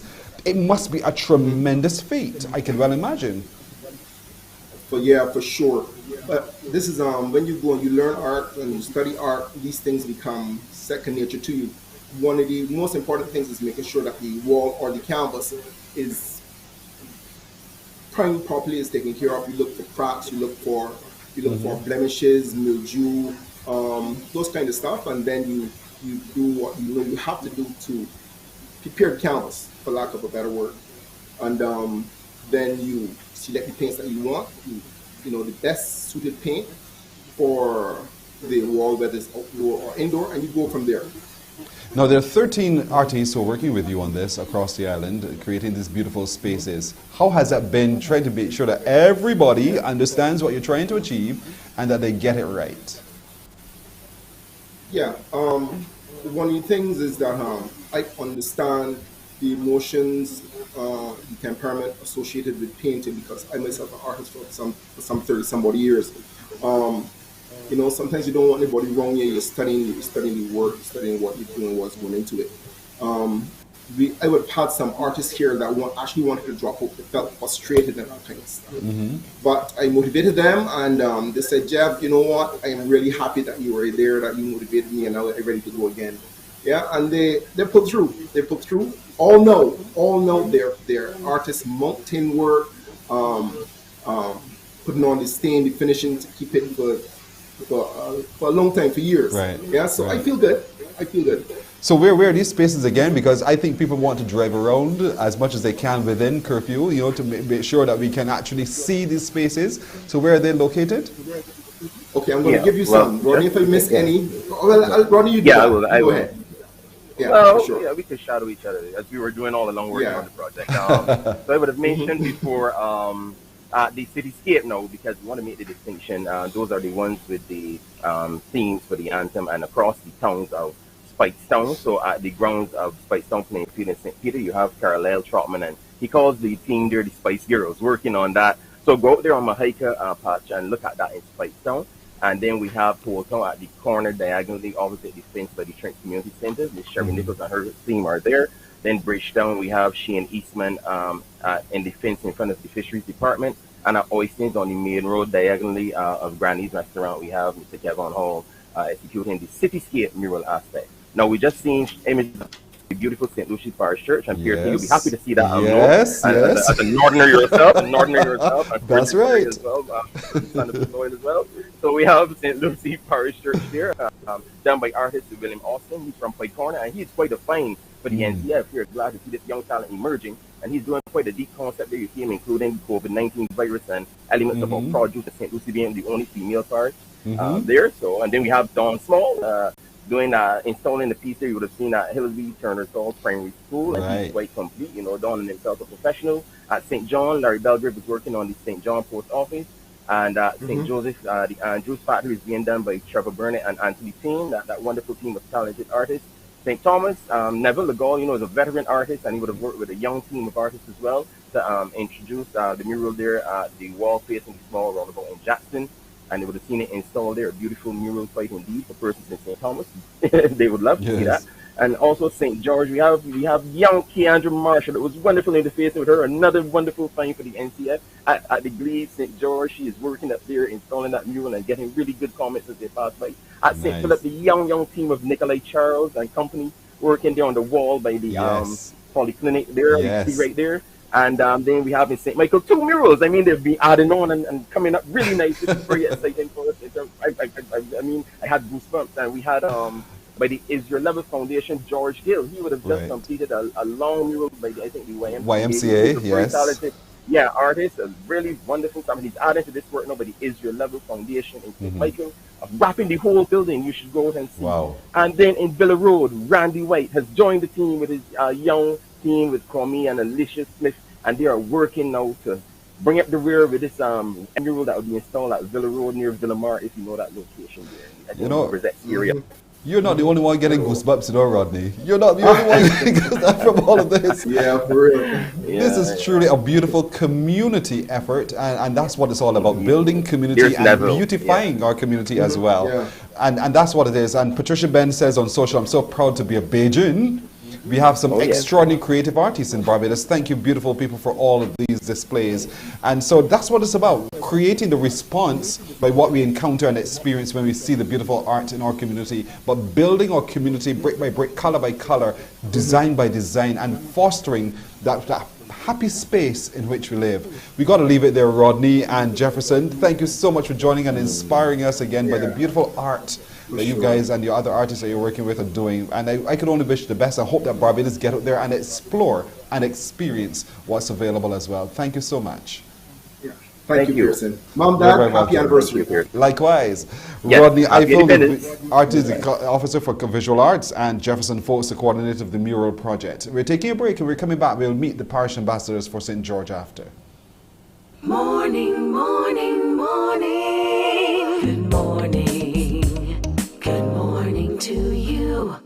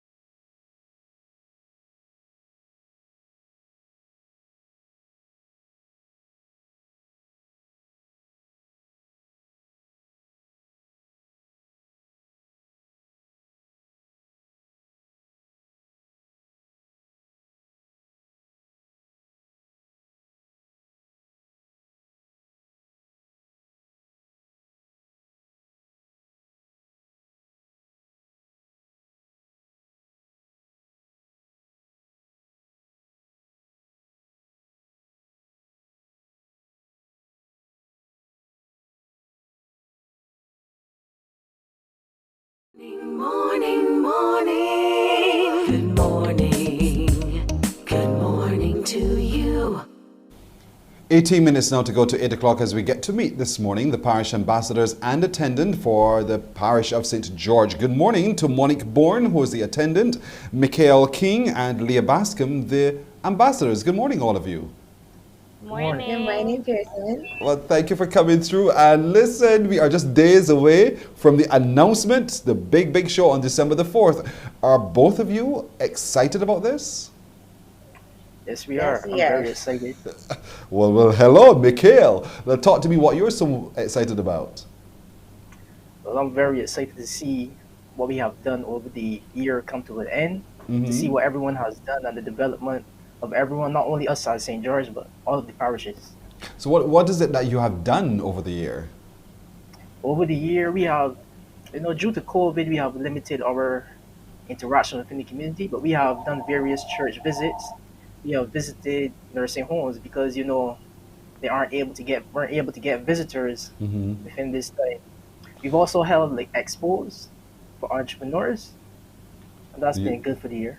You've been busy.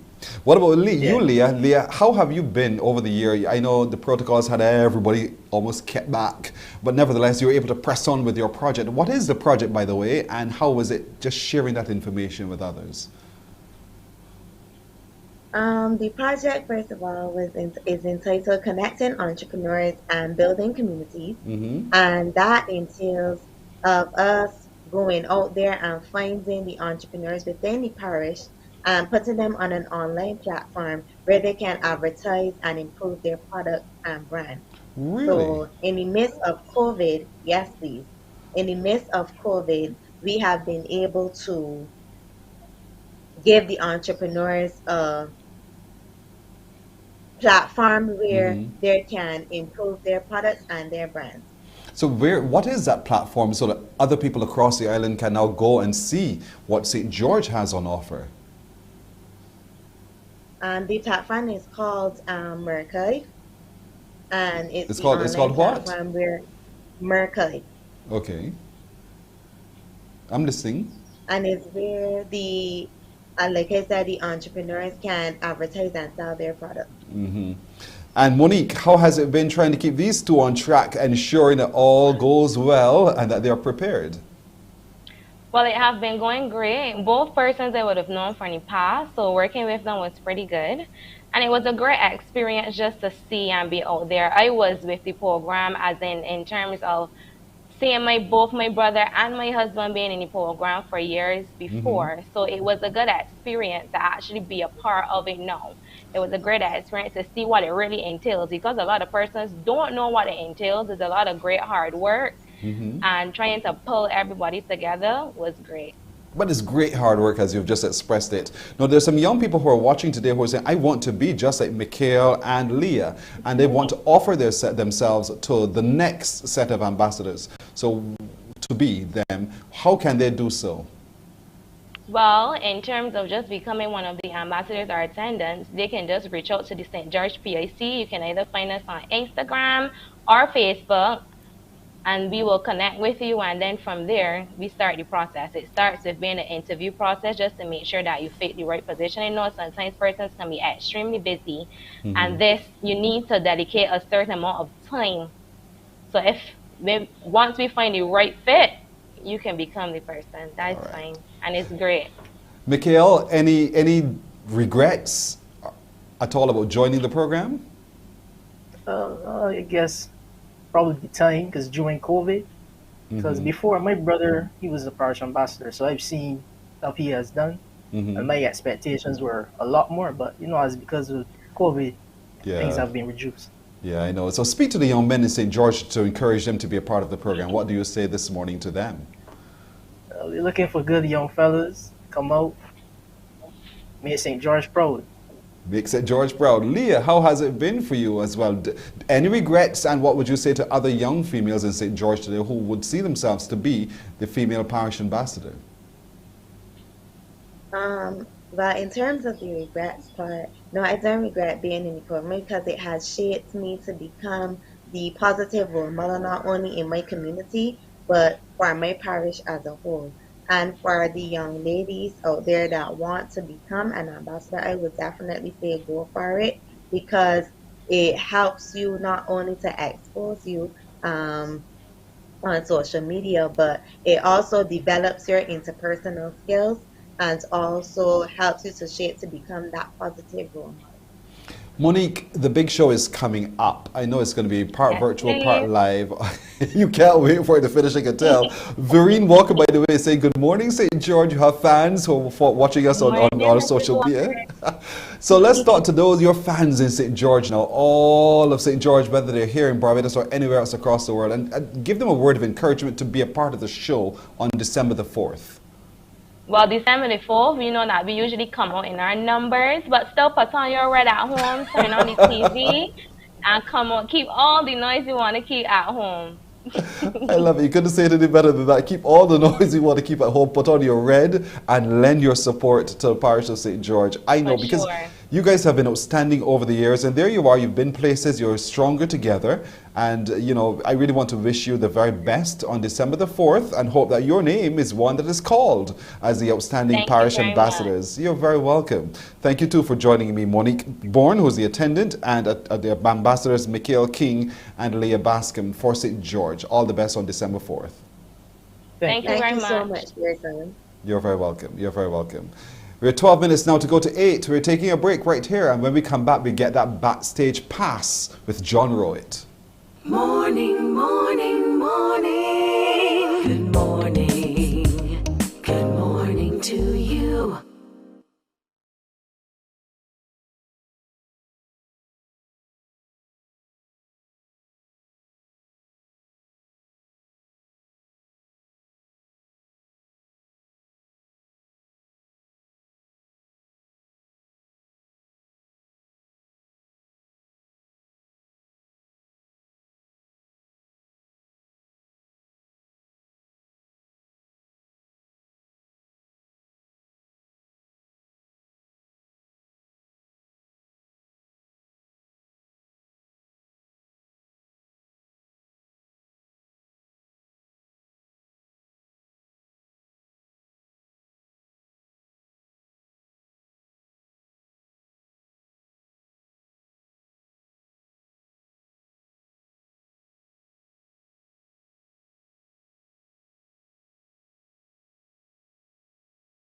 Morning, morning. Good morning. Good morning to you. We're 10.5 minutes now to go to the hour of 8 o'clock. Can't wait to get this backstage pass to find out all the little backstories to a whole host of his life. John Rowett has written a book. John Rowett has released a book called Backstage Pass, and there he is with that smile on his face indeed. A musician extraordinaire he is on this island, and so we celebrate him today. John Rowett, good morning to you. Morning, Pearson. How you doing, buddy? I'm very great, my brother. How are you doing? I am awake. I'm awake and I'm COVID free. So. I love it. I'm awake. You know, when we think about legends to legacy, we can only think about John Rowett. That song still to this minute resonates in so many Bajans' hearts, and we know every word to it. Thank you for that production, by the way. You're most welcome. Most welcome. All right. Now, the book is called Backstage Pass, and you were saying, go ahead? Yeah. No, I wasn't saying anything. I was saying that you're most welcome for it. You're welcome, my brother. All right. So Backstage Pass. I just the name alone tells me you're giving me access to all that you've encountered behind the scenes with a lot of great stars. You've rubbed shoulders with so many. So what does the book bring to life for all of us? I started writing it in 2006, actually. And yes, I was just jotting down notes on like things I had done over the years as a musician. When I was on tour, I always, for some unknown reason, I always kept a diary, made a note of the hotel room, etc., all those kind of things. Never knowing why I was doing it. I just did it because it was something that I felt like doing, pastime when you're on tour. And then I realized, okay, like when I reached that point, I think it was in maybe 2015, I went, maybe I could do something with this. So I started writing. It took a long time to go through the entire process. So where it started out as a journey of music, I then realized that as a session player, I had played with so many people over the years from around the world, including the Caribbean mainly, but other international artists, that I started to trace the history of Barbadian and Caribbean music from back in the 60s before, right around when Spood started, is when I started playing. A couple of years before that. I mean, you've rubbed shoulders with people, you say here, with you were on Late Night with David Letterman, legendary alone, Soul Train, you've been there, Rick Dees, the Arsenio Hall Show, Natalie Cole's Big Break, and other syndicated US shows as well. But of course, you've been with Maxi Priest. And lots of these names that we know so very well, and local artists as well. So you've met a lot of really important people in our music repertoire. What has that experience shared with you? The main thing it showed me is that the people who are really at the top of their game are always very, very, very cool, very, very pleasant, very, very humble, and that is the way I find most of the Caribbean artists that I know who are at the top of the game that I've played with are the exact same way. There's nothing to actually prove to anyone. All we're doing is expressing our individual gifts. We're not trying to be better than anyone. We're just trying to be the best that we can be. And that kind of resonates throughout most of the artists that I've played with over, Bruce Hornsby, all of them, everybody that I've played with at that high level who had big hits. Roberta Flack was extremely cool. We used to hang out, and really, really nice people. No one has any ego. Leave the ego at the door. Yeah, Bruce Hornsby, Mandolin Rain, Roberta Flack. Oh my goodness. John, you've been places, you've met people. You also say in this book that you have some very hilarious anecdotes. Now, anybody who knows you knows that you'll have a good joke. And the eyes roll to the sky. So is there one that you'd like to share that we can find in the book? Man, I would. You caught me off guard on that. I'm trying to. I'll come back to that. You'll come back to that. That's all right.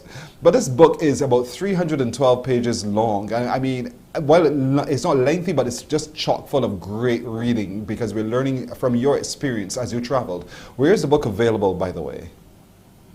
I'm currently doing deals with Cloister Bookstore, Carter's. Andy Tate has it at his store in Black Rock there. I'm going to be doing sign-ins at a couple cafes and stuff. I'm doing Brighton Market. I'll be at Lime Grove for their craft market as well. So, and I'm like, I have a lot of pre-orders from people who've heard about it because of the social media kind of hype that I've kind of used that as my main source of market. So I'm actually driving around, having fun, delivering to friends and to people who have messaged me and would like to order. Because in these days, leaving the house, excepting going to Massey to shop, is like a treat. Where you going? We going shopping today at Massey. I get all excited and dressed up. COVID, man. COVID did a lot of that. See what I tell you, this man is crazy. So, have you yet recollected any funny anecdote that you would want to share with us? There was one time I was on a tour with the Maritime, and we were going to Montreal, and it was in winter, and we were driving through the like back roads in the back country, and it was my first time out there with the band. I had just joined the band, so it was like people with the BTA, like Cheryl Carter and Stan Carter, and I think the hall was in charge then. So a bunch of people, hoteliers on a tour bus, and we driving through back roads going into Montreal, Quebec as such. So Emil Strickle's sense of humor is ridiculous. So he knew it my first time. So he got the bus driver to actually stop in the middle of nowhere by a little hut. And then came to me and said, "You need to get out the bus quickly because we're entering into Quebec. You need to get your passport to get it stamped." so me not having a clue, I ran outside of the bus and I was facing the hut in snow coming down like crazy. You know, you hear everybody in the bus, Peter Odell, everybody laughing. All you do is and laugh. You know what I mean? The guys, good times. You know? Good times. Good times. Wonderful Lots of fun in the book.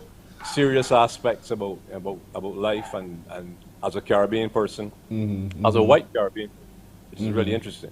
It is because we don't grow up, because our skin is white. We don't grow up in the same way as a Canadian or an American. We grow up West Indian. You know what I mean? So somebody thinks, there was one time I checked into a hotel and the guy said that the book wasn't, sorry, not the book, that the room wasn't ready, and the words I spoke, I can't say them here, but, you know, and the accent, when they hear the accent coming from somebody with white skin, is like, so he was like, "Sir, there's no need for any of that voodoo stuff," you know. All of this we will find in the book indeed. It's a book called Backstage Pass with John Rowe, legendary here on the island, legendary in music across the world. You say the words John Rowe, put them together, and you get excellence personified right away. John, talk to me a little bit about your life and how would you describe John Rowe today versus John Rowe back then? That is the most interesting question that I have been asked about this whole process, because the most difficult thing about writing this book was trying to express in honesty things that I felt back then, or the way that I felt back then, through eyes that are now more mature and understanding of different aspects of it. And that was really key. That was actually a really hard part in writing an autobiography, is trying to say things that you felt, that people don't think that you still feel that way now. You know, so I grew up, I was not from a moneyed family, I was not of the plantocracy, but because my skin is white, there were different ways that you had to maneuver Caribbean and West Indian society because of history.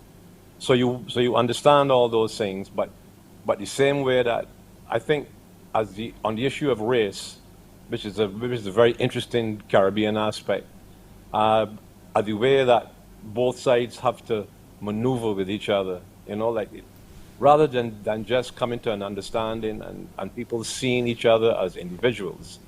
I think that would be so much easier, but you know, maybe that will happen before I die. But that was one of the interesting aspects, trying to see things. Like when I was at school, I went to St. Cyprian's, I went to Harrison College, and I had the luxury and gift of having Janice Millington teach me. Wow. I was to bear her coffin at her funeral, and I was sick on the afternoon. I will never forgive myself for that. But, you know, it's an interesting thing, that question, how to see life in the past through eyes that are now different. Yeah. Well, you're doing it well. That's And we can read that story in Backstage Pass. Look out for it very, very soon. It's available at the Andy Tate shop in Blackrock and soon in Cloister. Carter's. Right. So soon. I'm trying to see. There's still a pages that exists somewhere. Maybe Cave Shepherd upstairs in town. Perhaps. But it's a great book to have, so get it today. Of course, you know how to find John. He's in the book. He's listed in the book. Call him and get a copy as well. It's called Backstage Pass.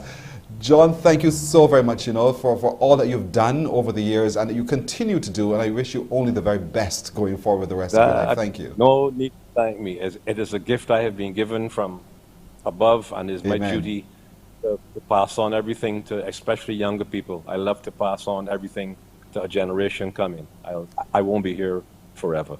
And I love your point of view. Thank you, John. Thank you so much. Thanks, Pearson. Be good, You're buddy. welcome. Take care. All right, before we go, let's show you some ways that Barbadians have been lighting up. Look, if you were in town, just outside of Golden Square, you would have seen the Empire Theatre being well lit. Look at that, and look at the picture. What a beautiful, stately building it is and can be. And of course, we want to thank, who's the artist again, Alicia? Thank you, he was a guest here. Bradley Benskin, he was a guest on Mornin Barbados at some point. So there you go, look at that. It doesn't haunt, but it's beautiful. That's one place. But in Brazil, they're also recognizing what we're happening here. Look at that, the statue. If you know Brazil, you know it's known by this statue alone. And there it is. There it is, lit in Rio de Janeiro, lit in support of and recognition of Barbados' transition to becoming a republic, but also our independence as well. I want to thank you so much for joining us today, everyone. For our little crew of Alicia Asgrant, the producer, Roel Ford, our technical director, Michael Sobers, our sound engineer, at Master Control, Tamisha Green, and Ryan Kennedy, and Pearson Boyne. Thank you for joining us today, and happy independence. Wendy Burke will see you tomorrow. Take care. Bye-bye. Wake up, wake up, wake up, wake up. Barbados, get up. Good morning.